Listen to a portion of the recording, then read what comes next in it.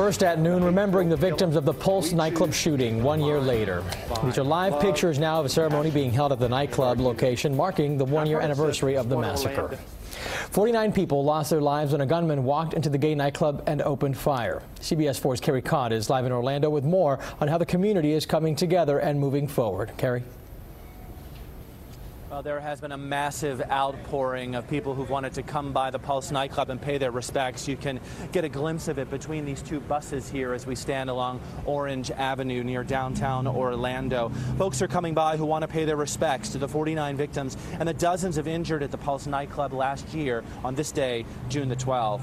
There are memorials and remembrances everywhere outside of Pulse, and hundreds of people have come by here throughout the morning to pray and honor those who lost their lives, the victims, and the families of those victims. Now, many of the people here either knew victims, frequented the club, or were simply touched by the stories of grief or support in the days and weeks after the shooting.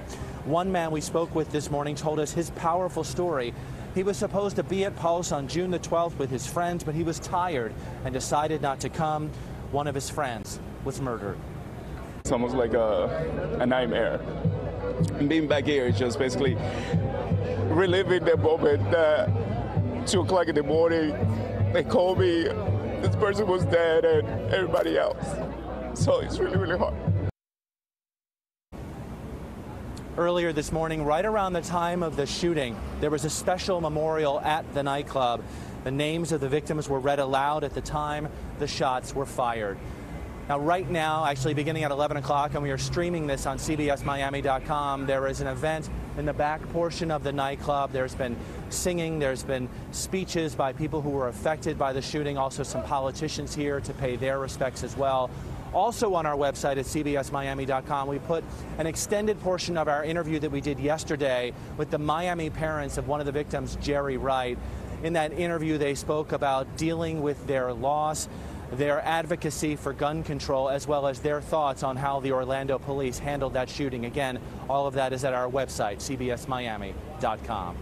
Live in Orlando, Carey, CBS 4 News. Okay, Carey, thank you. It stirs up a lot of emotions. The Orlando Magic is paying tribute to the victims of the Pulse massacre.